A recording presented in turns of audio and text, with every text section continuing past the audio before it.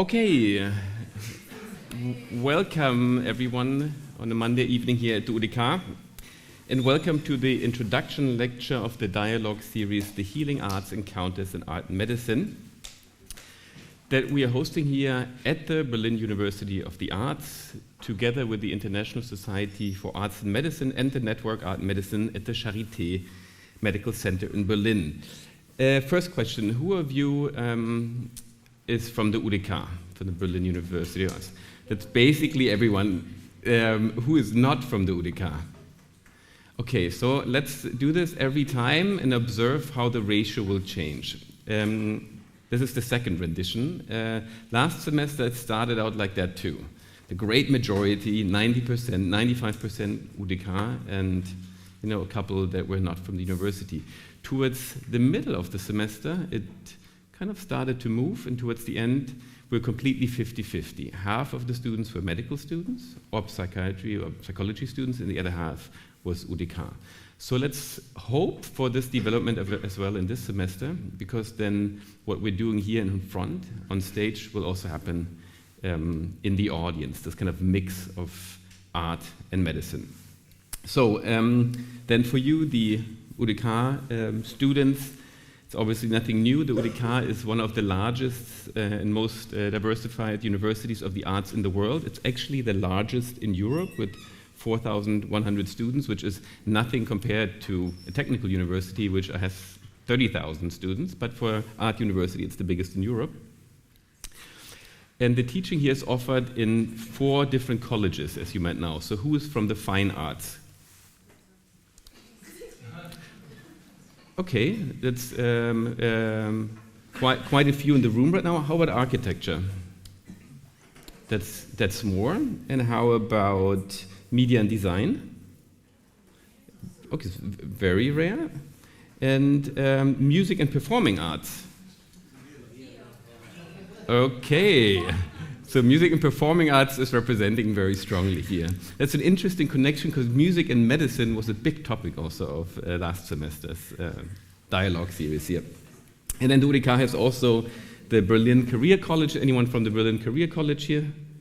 And anyone from the Jazz Institute? Or from the HZT? That stands. So let's mix this even up, spread the word. Now tell all your colleagues, tell all your friends, tell all your fellow students to kind of join us here. But the UDK offers like all these, in all these different faculties, 70 different courses that you can study here at UDK. And the International Society for Arts and Medicine was actually just very recently established in 2023 with a primary aim to highlight the important connection of arts and medicine. And its mission is to create somehow a forum or a hub for scientists, for medical doctors, but also for artists, for therapists, as well as individuals, organizations, supporters working or interested in the field of arts and medicine. And our shared interest, I say our because I'm a founding member of the International Society for Arts and Medicine, is improving and sustaining health through the arts. And that includes the visual arts, music, dance, architecture, performing arts, literature, and so on. So this is also an open invitation. Join us in this endeavor. The International Society for Arts and Medicine is open for everyone, also for students. And the next big thing after this dialogue series is going to be a very large international conference in September here in Berlin. Now a few words about myself. My name is Lukas Feireiss. Some of you know me, others don't. I take responsibility as the organizer and host of this series of dialogues. And I work in the field, let's say, of contemporary cultural production at the intersection of art and architecture, design and science, in both theory and in practice. And for the past 2.5 years, this is my 6th semester, I've been pioneering, let's say, transdisciplinary and multimodal teaching and learning formats here at the Berlin University of the Arts. And these formats are designed to reach individuals from all fields and all faculties, actually from all universities. Again, this is literally open to everyone. You can bring your friends, your family to this lecture series. You can tell it to all the other students from the universities surrounding us. So it's open to other universities, it's open to the general public, and it's transcending disciplinary and also generational boundaries. This is against the backdrop that I think we have to make the university more porous. We have to kind of make it more open and invite kind of society also into university. But as I said, I'm also a founding member of the International Society for Arts and Medicine, and I'm very excited to continue to investigate the relationship between art and medicine with our distinguished guests, but also with all of you throughout the semester. I hope for an open discourse involving all these, diverse perspectives and literally from everyone in this room. The way it's set up is that today I'll give my intro, so I'll be talking today, but from the next time onwards, there's always two guests, and they'll both give a brief introduction into their practice. One person from the medical field, medicine, clinical medicine, or medical science, and the other one, let's say, from the cultural realm, art, cultural production. And then they'll enter into a dialogue, which I'll start to moderate. I'll ask the first couple of questions to break the ice, but then it's really on you to keep that conversation going, so you can ask questions. You can also join us online. I don't know, we have 20, 30 people joining us online right now. 34 people joining us online. Welcome, online audience. But if you're in town, come here, because it's a great opportunity to meet these people and really engage. So I'm opening up a door, and you can make out of it whatever you want, but you can ask all the questions. So let's look what we've done so far. It's basically impossible to summarize what we talked about and discussed in the last semester, but we learned from Professor Dr. Stefan Willich, who is initiator of the kind of art and medicine network at the Charité, and also the mastermind behind the International Society for Arts and Medicine. So we learned from him, salute, about the effect of music on our well-being and also its historic trajectory. So from the Old Testament, where it says in Samuel 1:16-23, whenever the Spirit from God came on Saul, David would take up his lyre and play. Then relief would come to Saul. He would feel better, and the evil spirit would leave him. And he continued to tell us more stories, how Pythagoras, the Greek philosopher, tried to kind of order the chaotic aspects of the soul through music, how healing had a restoration effect on harmonic effect for Pluto, and the idea of musical catharsis in Aristotle. And we learned from Ayumi Pao, that's the artist he was in dialogue with, that how we listen changes what we hear. And from Professor Dr. Anne Berghöfer, also from the Charité, we heard about the historical care for people with mental illnesses, from the removal of change, we see here, to the psychiatric discovery of the arts and the contemporary stagnation of the psychiatric reform. With Professor Dr. Benno Brinkhaus from the Charité, we discussed the arts and science of integrative medicine and expanded concepts for art and medicine through the figure of Joseph Beuys, who famously said, "What I practice can be transferred to medicine without further ado."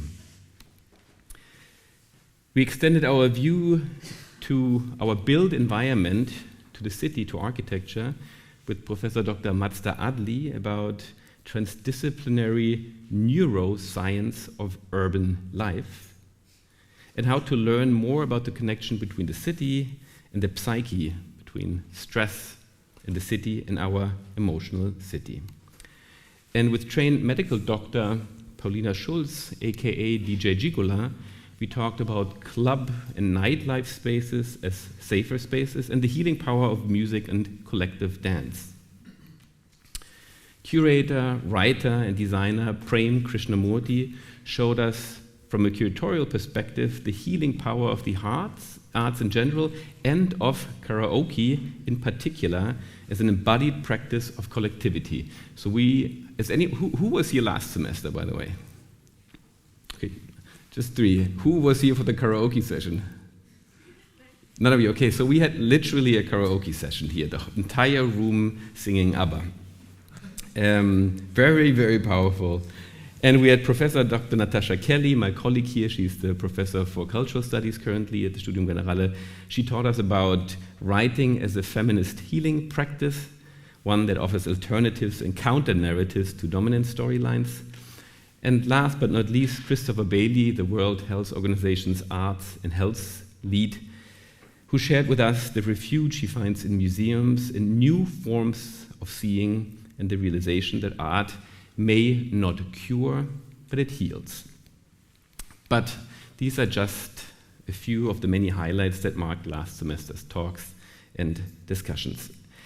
You can find all of the information and all the recorded sessions on the specially conceived website. It's called thehealingarts.online. I'll put it at the end again. But everything has been recorded, and if you're curious, if you're interested, go and rewatch these talks. So, as I said, today marks the continuation of the series of encounters and the establishment of a safer and braver space for dialogue and action, a so-called third space that, in the exploration of art and medicine, creativity and healing aspires to contribute to a better understanding of ourselves and our existence. So let me now introduce to you the incredible list of speakers that was joined the discussion this semester. And may I ask one of you to close this door briefly, because I hear my echo from the hallway. That's very kind, thank you.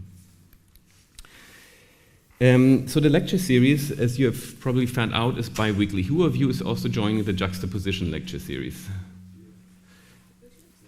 Many, many, but not all. So I'm hosting my lecture or dialogue series always Monday evenings at 6, and they're always bi-weekly. Juxtaposition focuses on contemporary cultural production, this one on arts and medicine. So we start in 2 weeks with a series of dialogues with Professor Dr. Katharina Rose-Louise Schmidt. She is Professor of Pediatric Cardiology at the Deutsches Herzzentrum at the Charité. Everything okay?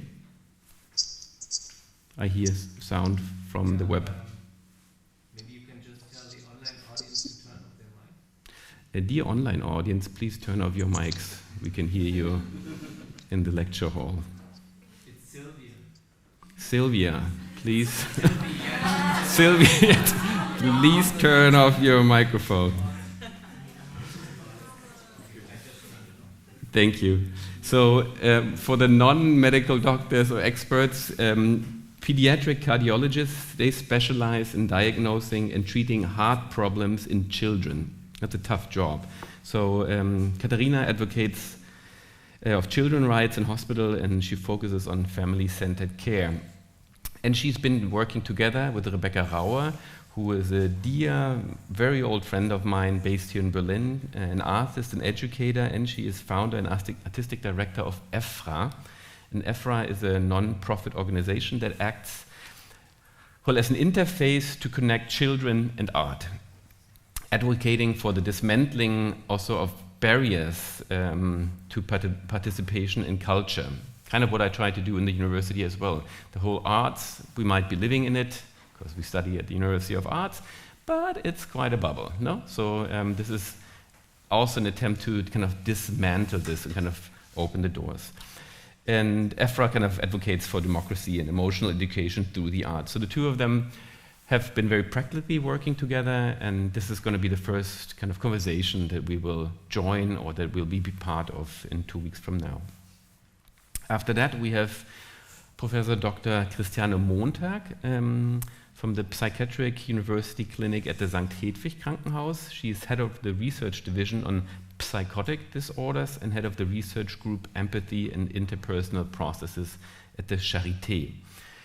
And also she has been working previously together with Professor Dr. Karin Dannecker, who taught art therapy at the Cologne University and I believe for 10 years or 12 years at the University of Arts here in Berlin. But in 2005, she became the founder and also the director of the first master program, Art Therapy in Germany, at the Kunsthochschule in Weißensee. She's already retired, but throughout her academic career, Montag and Dannecker have researched and collaborated together. So this will be, again, a conversation of two people that have known each other and worked together. And one focus of Dannika's work is a research on the effectiveness of art therapy, like does it work, how does it work? But she's also involved in international projects aimed at developing the profession. And one of their common interest is the implementation of art therapy in psychiatric crisis intervention. So from kids to psychiatry, and from psychiatry or psychiatric interventions to, well, the urban environment, we have here Professor Dr. Jörg Fingerhut, who's a philosopher of mind, media, and art at the Humboldt University in Berlin. And as an what he called empirically engaged philosopher, he conducts his own experimental research and collaborates with artists and architects, as well as neuroscientists, psychologists, and medical researchers. In general, Jörg is interested in the effects of cultural artifacts, so the built environment, images, films, the visual arts on the mind and well-being. He founded the Arts and Minds Lab at the Berlin School of Mind and Brain, the Department of Philosophy at the Humboldt University, but he's also co-head of the research group Neurourbanism at the Charité in Berlin. And he comes together with Professor Elisabeth Börmann. She's an architect. Her professional focus is on sustainable construction, conversion, and renovation. And she's currently working at the Technical University as a guest professor at the department that used to be Architecture for Health. That's how I originally got in touch with her, and is now called Architecture for Future. And Architecture for Future, let's say, stands in solidarity with the Fridays for Future movement and advocates for the adherence to the goals of the Paris Climate Agreement, striving to limit global warming. And at Architects for Future, Elizabeth was significantly involved in successful Bundestag petition Bauwende Jetzt. So here the focus, let's say, gets planetary. We look at the built environment, or actually also entire planet and the planetary health of this planet. And from there we come to Ama Yeboah and Sabine Koch. This will be, of all the sessions, the only online session. That's the 24th of June. There we will not meet here, but it will be only a meeting online. This is the only one the entire semester, but this one, just keep in mind, I will remind you with an email before, it's going to be online. In the regular WebEx room, right? Yeah, in the regular WebEx room. Ama Yeboah is a psychodynamic supervisor and a psychiatrist and a psychotherapist specializing in gender-sensitive psychiatric psychotherapeutic treatment. And as a lecturer and adjunct faculty member at several universities, she focuses on teaching gender-specific and anti-racist medicine, emphasizing intersectional perspectives in medical and psychotherapeutic care. And Professor Dr. Sabine Koch is professor for empirical research in creative arts therapies and head of the Research Institute for Creative Arts Therapies at the Alanus University in Bonn. So Sabine is joining us from Bonn, Amma from Cologne, hence the whole thing is happening online. And the RIART, that's the Forschungsinstitut für künstlerische Therapien, is a research institute in Germany with national and international focus that is dedicated to conducting and promoting research in creative art therapies. And the last session we'll be having here is with Professor Dr. Jalid Sehouli. He is medical director of the Department of Gynecology, including the Center of Oncological Surgery, and professor at the Berlin Charité Hospital. But Sehouli is also a writer of scientific as well as fictional works. In 2012, for example, his first fictional work, Marrakesch, was published.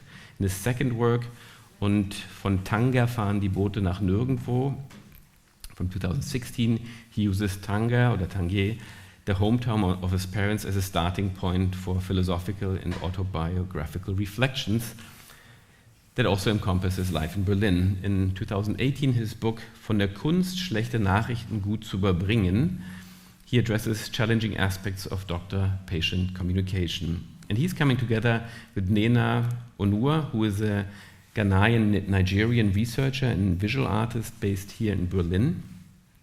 Her research explores monumental silences surrounding the histories and afterlives of colonialism across West Africa, Europe, and the United States. And the second strand of our work focused on archiving Black experience in the present to understand how, amidst all of this, we practice care and repair for each other. Nina is currently a binational doctoral researcher in media anthropology at Harvard University and global history at the University of Potsdam. And this talk will actually happen in collaboration with the European Arts Guild for Medicine and Culture in their lecture series Blut und Tinte, Blood and Ink. So it's a pretty hot lineup for the semester that we have here. And as I said before, these are all guests, great guests and great speakers, but it's really about us and about you that we create a kind of space of common dialogue or multilogue. But why are we doing all of this? Well, I would say most of us here in the room, we're familiar with the transformative power of the arts. Nearly everyone here in the room has been somehow moved by a song, maybe, or entering a building, a painting, a film, theatrical performance, a poem at some point in their life. So the arts in all their diverse forms possess the ability to move, to steer, to inspire. Moreover, they can contribute to the healing and well-being of both body and mind. Yet describing, let alone explaining this experience is not very simple. But in addition to our individual and intuitive understanding of the almost miraculous effect of the arts, scientific research has increasingly supported us in recent years. And that's what we want to share here as well. The arts represents something akin to a universal anthropological constant in the evolution of human history. Today, the term art typically denotes a system of experience and action associated with beauty, the realm of the aesthetic, and imaginative and creative power.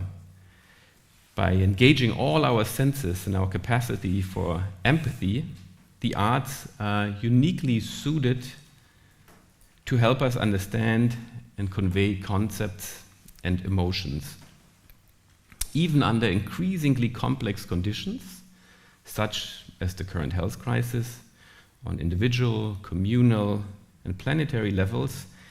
The arts, I believe, can remain effective due to their broad repertoire of strategies and competencies. The arts can also render paradoxes productive, shape cultural identities, offer intersectional, participatory, and holistic perspectives, and develop visions and narratives to activate actions or shape transformations. The transformative potential of the arts opens up a genuine realm for the mediation, storage, and production of knowledge, making a crucial contribution to the dissemination and genesis of new forms of knowledge.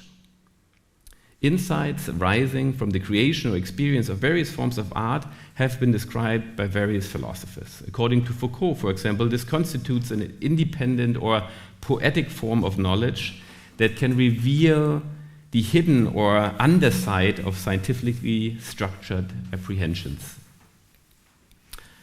Art breaks through the constraints of the objective, absolute, and consistent rationality by accepting the spontaneous, the ambivalent, the incomparable, and unique.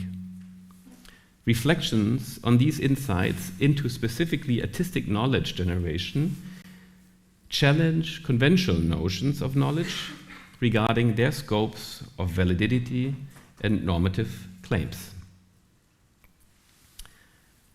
I think that incredibly fascinating interfaces emerge between science and artistic knowledge as two distinct but complementary approaches to apprehending the world. Over an extensive period, science and the arts have been perceived as different pursuits. Yet this division hasn't always existed. Throughout much of human history, the dynamic interaction between various disciplines has spurred innovation and facilitated healing processes. French anthropologist Claude Lévi-Strauss said it beautifully: art lies halfway between scientific knowledge and magical thought. It is common knowledge that the artist is something of a scientist and of a bricoleur. By this craftsmanship, he constructs a material object which is also an object of knowledge. However, the historian of science, Michael Hagner, posits that science is subject to an epistemic, meaning kind of relating to knowledge or the production or producing of knowledge, so that science is subject to an epistemic obligation to generate knowledge, the development of which must be in principle traceable step by step. And conversely, art, he says, has no epistemic obligations, and this is its great privilege. Admittingly, I don't really agree. The arts may not have epistemic obligations, but they possess epistemic faculties nonetheless, faculties of cognition and reflection.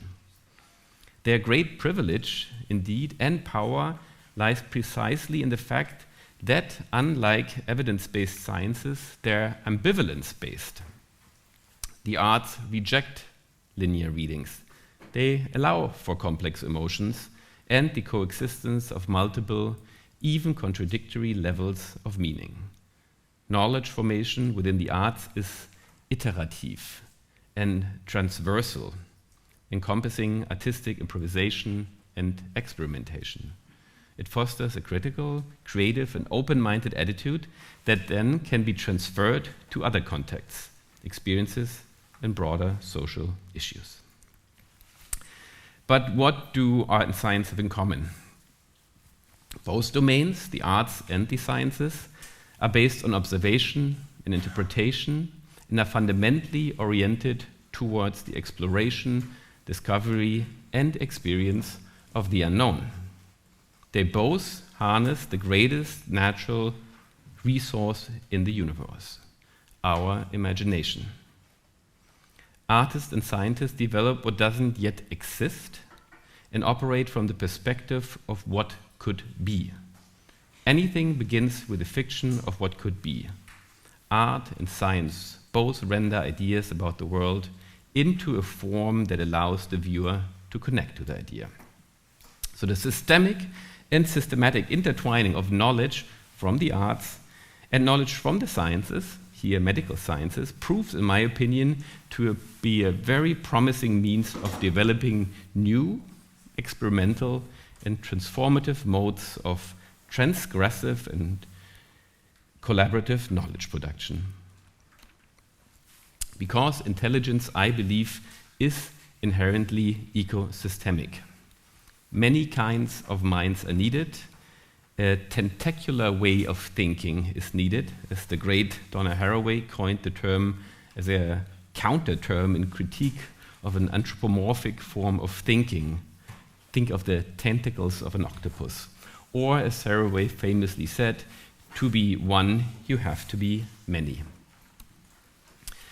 In the same spirit, the renowned natural scientist Lynn Margulis and fellow campaigner of Haraway said on the topic of the billion years of microbial evolution, life did not take over the world by combat, but by networking. That's what we're doing here as well.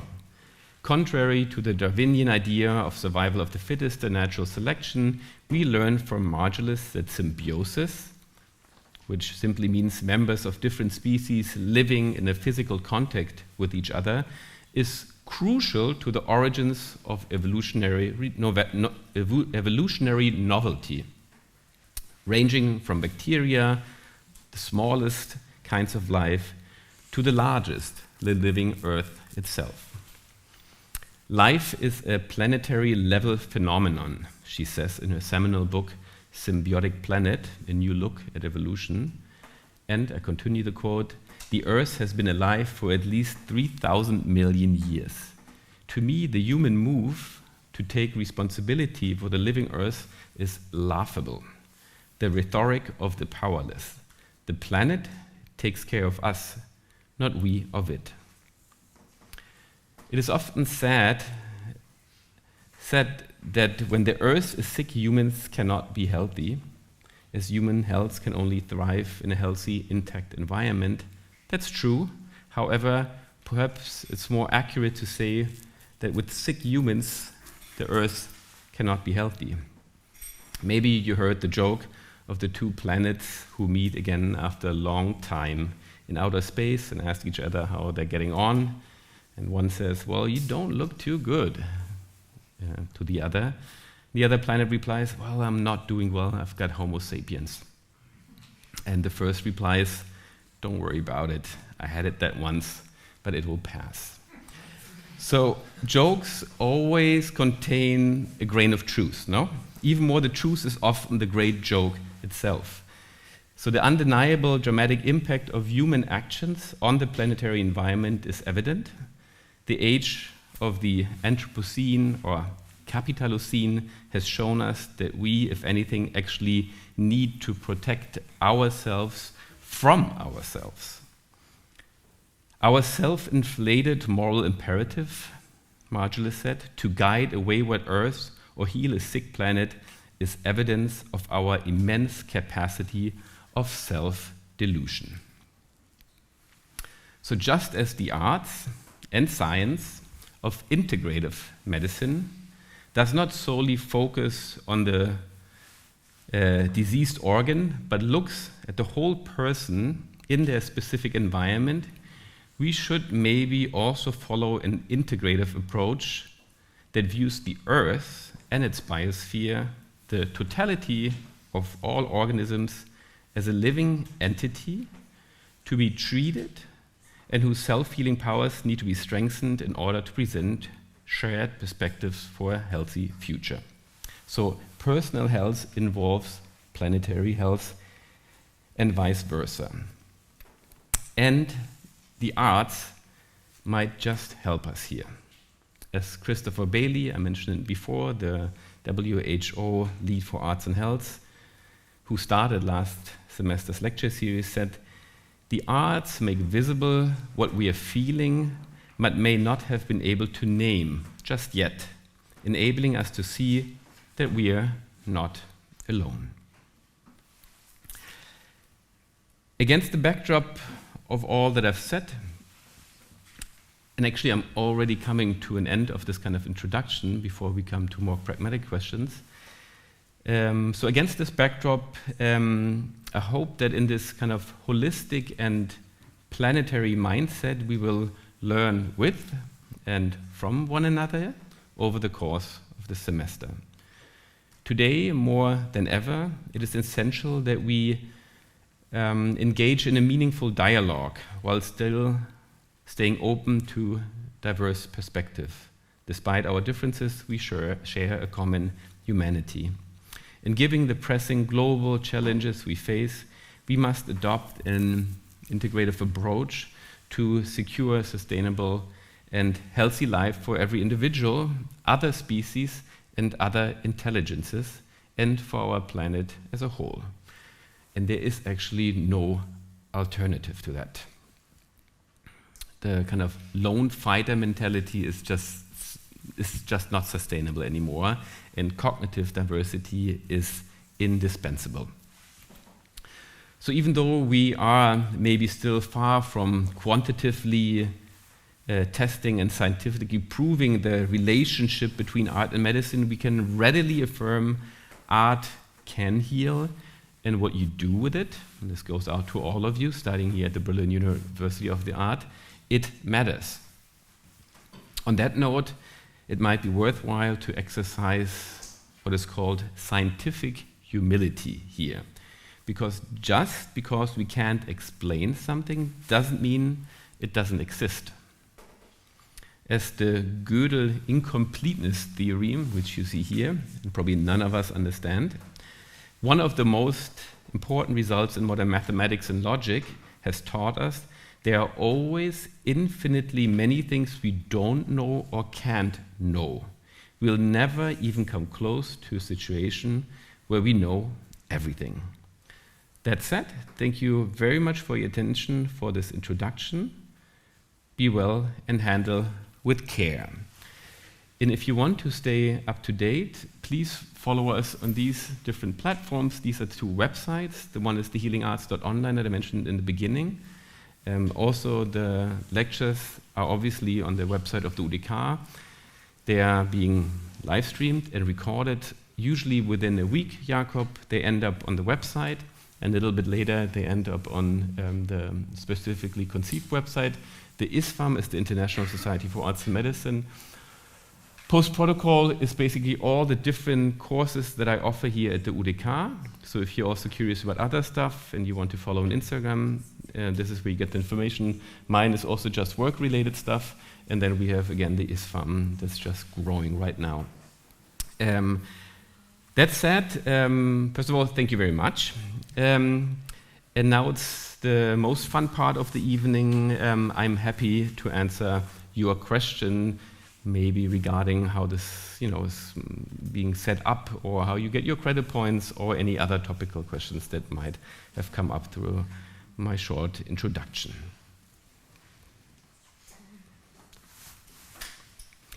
I will repeat always the question so the online audience gets it as well. How do we get our credit points? Good. How do you get our credit points? Straight and direct. As I said before, there's these two lecture series that I'm doing, Juxtaposition. Are you participating in both or in one? In one? I don't know. Okay, so I'll repeat this again just to make sure. Monday evening at 6 o'clock, you can come always into this room and I'll be there. But once a week, I'll be talking about arts and medicine. The other time, it's going to be about contemporary artistic practices. Different artists, designers, musicians talking about their work here. They go hand in hand. If you join both of them, you get 2 credit points. If you join only one, you only get 1 credit point. However, if you need more credit points, there's a possibility that you write a little extra work. I'm very open-minded to what that could be. And then you can get, let's say you join only this one, you can get 2 credit points with some extra work. Or you're going to get a total of 4 if you join both lecture series and do an extra homework. And the credit point is per semester, 1 credit point? It's per semester, yeah. And, important, I said this last week for the juxtaposition introduction.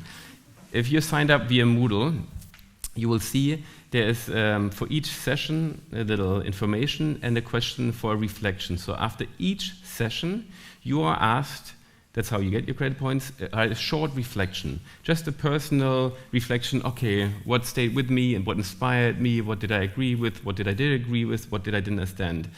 You have a complete, the choice of media is up to you. You can send me a music piece that inspired you after this conversation or this talk, or you write it down, today, I don't know, however you feel about it. But for me, it's important, to be able to read the room, because it's quite there's over 200 people that signed up for this, and it's for me, it's tricky to make personal contact, but this way I do. I can hear how you guys react to the different talks that are happening here, and I will also be kind of reflecting them back to you. So the next time, before I'll introduce Katharina and Rebecca, I'll read some of the feedback from you guys into the room. And then this way we always stay somehow in contact, and I know, I'm able to read the room. Yes? How do you check if you really came to the course, basically? Like here? How do you check if you come to the course? Well, it's totally up to you. There's nobody's looking for... You have to sign up somewhere? You have to sign up on Moodle and you have to write in your reflections. If you happen to be at home and you watch it online, or a week later because it's archived as a video, that's also fine. So I don't believe in a form of education where I do check you are here, you're not here, because honestly speaking, education is totally up to you. I won't give you anything. You make out of your education at this university whatever you make out of it, and I would highly recommend to come in person. It's a different vibe. But you could also go all easy and say, I stay home, I watch this whole thing online. I don't care, because it's up to you. But I recommend you to come. Jakob, but it's clear? So, Yeah. maybe more about the topic of your talk. You quoted somebody saying to be one, you have to be many. What's your interpretation and reading of being one and being many, and why is being many a necessary component or necessary condition for being one? So the question was just asked regarding one of the quotes by Donna Haraway, to be one you have to be many. And the question was, what's my interpretation of it? Well, we can answer this in many ways. We could answer this on a biological level, like me, being the person I am, I have a million microbiological reactions in my body. There's so many bacteria in me. So just being me, that one person, Lukas, there's millions inside me on a biological level. Then you could also answer it on a psychological level, saying, me, the way I approach the world, the way I see things. Well, it's a good mix of my father, my mother, my grandmother, the world that I grew up in, the environment, all the social demographic kind of effects that have kind of built the person that I am. So what I like about this quote by Haraway is that it questions this idea of individualism, that we're totally unique, but actually even on any level that you look at, we consist of many, and we also on this planet are part of many, and we had this discussion actually last time. We strive, we develop the best amongst many. Yeah. There was a question that came down, but I see. Oh, So. sorry. I was just wondering if this also applies for the other course you're teaching. Yeah. Okay. Same. Okay. Yes, the Adidas. Yeah, I'm from Charité, and I Wonderful. up on Wendel. So I wondered if there would be like some certificate at the end for. That's a good question, maybe also for the online audience. You study at the Charité? For those of you that are coming from the Charité, because we had many last semester, usually each university has a certain formula. Like I have many students from the TU, the HU, FU. I sign whatever you need, but usually that paper comes from the Charité. So I think maybe we can find out, and I can also help you with this, what kind of paper that would be, and I'm happy to sign. Salute, salute, salute, in the first row. Yes, so there's this paper, but Cool. we only need like a certificate that says how many hours. Okay, yeah, you can get that. And please tell your fellow students, something disappeared now here. Ooh, wait, what's going on here? Jakob, can you, I don't know, it all disappeared. And so maybe just put this back on. Yeah, cool. Song. Where were we? Thank you, Jakob. Yes. I have another question. Yeah. As an Erasmus student, Yeah. do we receive grades? I would like to receive If you need grades, you get grades. Yeah. I'm basically totally whatever rocks your boat, you can have it. Yeah. Yes, Jakob. The online people can also. Oh yeah, in the online audience, you can raise your virtual hand and ask a question. Or just turn on your mic. Oh, now you can turn on the mics.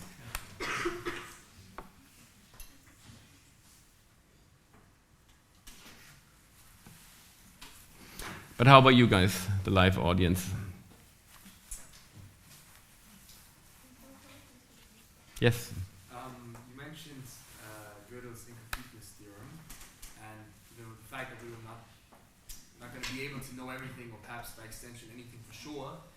Doesn't that sort of spark a sense of like hopelessness with you and your intellectual endeavor? No, not at all.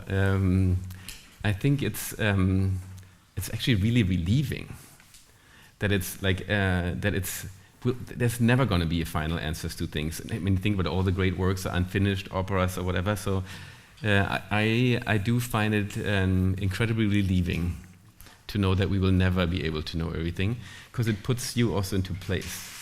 You know, some of the greatest issues we're facing in this world is because people believe in something that they believe to be the truth. And this is a nice reality check. That, you know, this is not really the case. And it's also, I think, we discussed this last semester, that what we tend to believe to know, let's say in the field of medical research these days, the relationship between arts and medicine, it's very little that we properly know or can quantitatively yet really prove. It's happening, and there's a lot happening, but we're still, you know, in baby shoes. But this might change in 50 years or 100 years. If you think about how many things your father, your mother, or your grandparents still believe that we know for a fact, okay, that's not true. Like physics, like things change. Like science change. Also the truth within science changes like all the time. Throughout the history of mankind, it has changed. And that's kind of what this is about, that whatever we might hold for truth, scientific fact today, might not be the case tomorrow. And I think that's very humbling and relieving at the same time. Thank you for the question.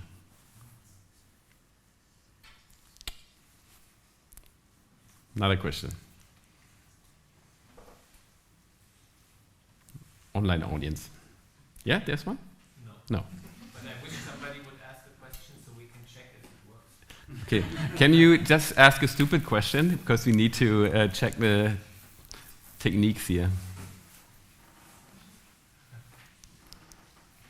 And by the way, this is also important. We will establish this. We're just getting to know each other. Like, there's no such thing as a stupid question. The way this works, and when the people are coming here, like, don't be shy. Don't feel like, oh, this is not really a smart question. I know the feeling. I've been sitting there for a million times.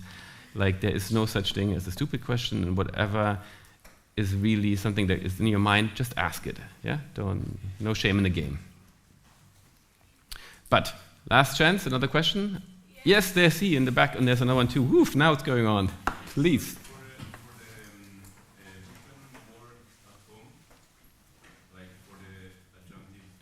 The reflection, yeah. Could you tell more, like we need to send you the work, or how we did, there are some parameters? Yeah, so you're asking for the extra credits? Yeah. So if you do your weekly reflection, no, on Moodle, how you liked the last talk, you get the normal credits. If you, and we can approach me afterwards, hey, I need extra credit points. And then we discussed, you say, I'd like to write a little piece on, I don't know, whatever your topic may be. And then you just send this to me via email, and then at the end of the semester you get your credit points. So this is for each lesson? No, in total. So you do your reflections for each session, and you could do one extra homework to gain another credit point. Okay. There's no length for it, No what?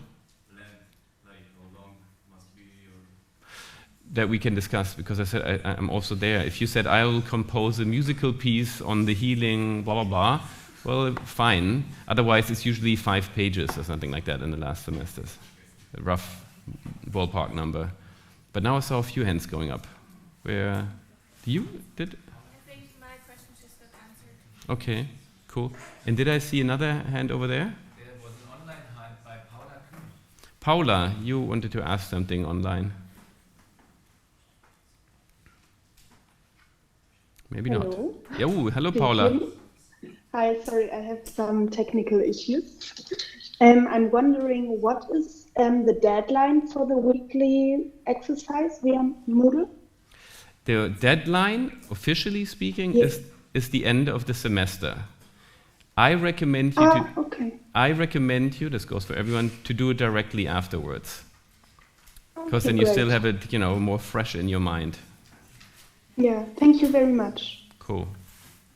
But we send it to you in like one email or whatever? No, you do it on Moodle. You'll see, if you check tomorrow on Moodle, you'll see upload, etc. Yeah, do you? And then you? So you said there's 1 week this medical Yeah, and then the art. yeah. Belong together, or can you choose if you come to this? I would recommend you to come next Monday and then you decide afterwards. But I would, Next Monday is going to be the art season. yeah, It's called JUXTAPOSITIONS. It's really nice. No, really, trust me. So, yeah. You keep saying Moodle, and I really don't know what this is. Are you a student of the UDK? Huh? Are you a student of the UDK? You can do a live demonstration. Oh, no, thank you. So Moodle, well, Moodle is something you got to figure out as a student of the UDK. It's a back-end system, a learning platform that you sign in and you find your courses. That's where you register for the courses, and that's where you can find literature links, for example, or where you drop your homework. That's. Okay. But I mean, no, again, I only learned Moodle when I started working here. But I can also send my weekly reflection work to your mail account. Please don't.